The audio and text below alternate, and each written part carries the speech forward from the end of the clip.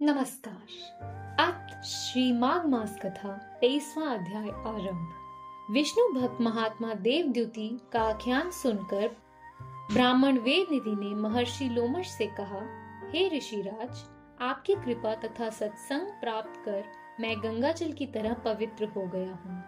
हे प्रभु, मेरी प्रबल इच्छा है कि आप कृपा करके मुझे महात्मा देवद्युति द्वारा रचित उस दिव्य भक्तिमय विष्णु स्तोत्र को सुनाने की कृपा करें, जिसे सुनकर भगवान विष्णु देवद्युति की भक्ति से प्रसन्न हुए थे। मेरा मन उस स्तोत्र को सुनने के लिए व्यग्र तथा कौतूहल ग्रस्त है।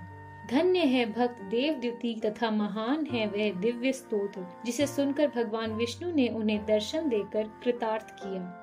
हे प्रभु, मेरा अंतःकरण कह रहा है कि आपकी कृपा से मेरा मनोरथ अवश्य ही सिद्ध होगा। शास्त्रों ने कहा है कि महापुरुषों की संगति उन्नति तथा उत्थान का सर्वोत्तम साधन है। जिस प्रकार पारसमणि के स्पर्श से लोहा भी स्वर्ण हो जाता है, उसी प्रकार महापुरुषों का साथ ही साधारण जनों को महान बना देता है।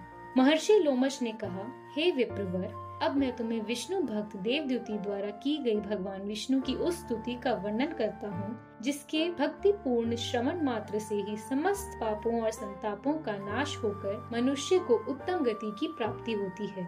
विष्णु भगवान का यह दिव्य स्तोत्र सर्वप्रथम श्री विष्णु के वाहन गरुड़ जी ने प्राप्त किया था। तत्पश्चात यह स्तोत्र उनकी कृपा से मुझे प्राप्त हुआ।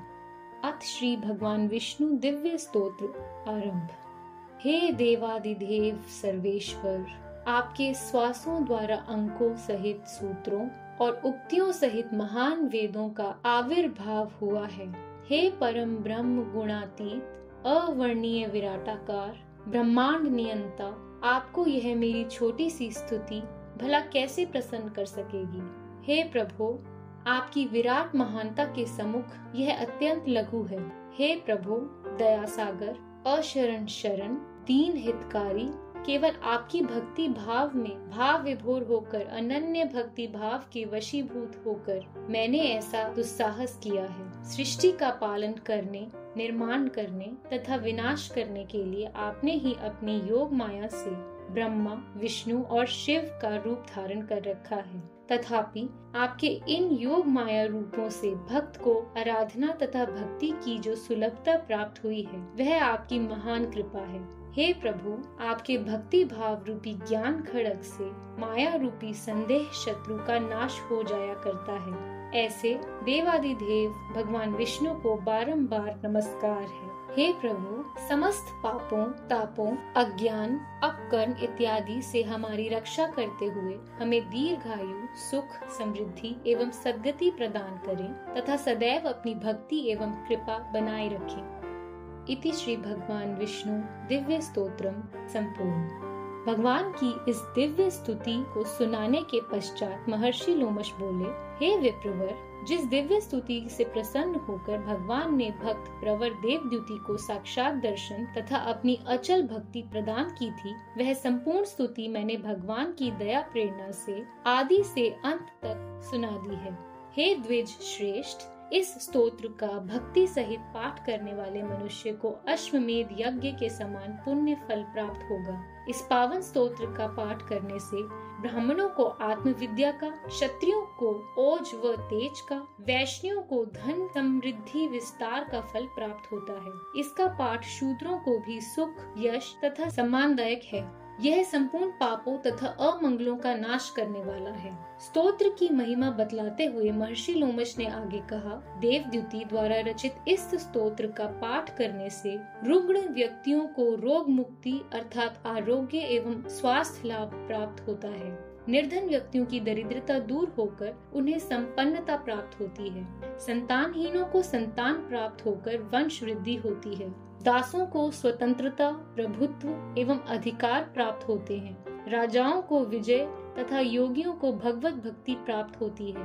हे द्विज श्रेष्ठ, जो मनुष्य इस स्तोत्र का एकाग्र मन से भक्ति भाव पूर्वक पाठ करेंगे, उनकी बुद्धि आचार, विचार, धर्म, व्रत, नियम, संयम, दान, तप, सदाचार इत्यादि में प्रवृत्त होकर उन्हें सुखी, धार्मिक और निष्पाप जीवन गति प्रदान करेगी। यदि एक बार भी इस स्तोत्र का भक्ति पूर्वक पाठ कर लिया जाए तो शुद्ध अंतःकरण सहित निष्पाप और शुद्ध आत्मिक स्थिति प्राप्त होती है।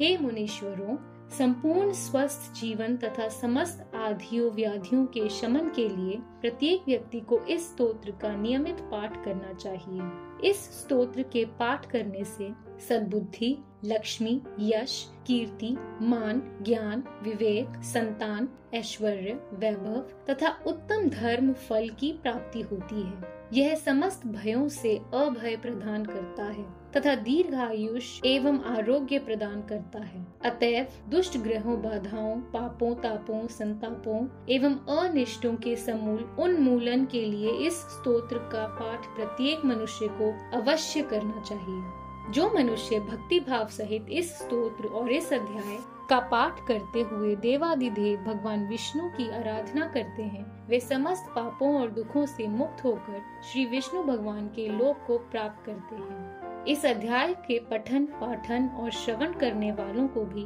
भगवान की अविचल भक्ति प्राप्त होती है। इति श्री पद्म पुराणे माघ महात्म्ये 23वां अध्याय संपूर्ण। भगवान विष्णु की जय। धन्यवाद।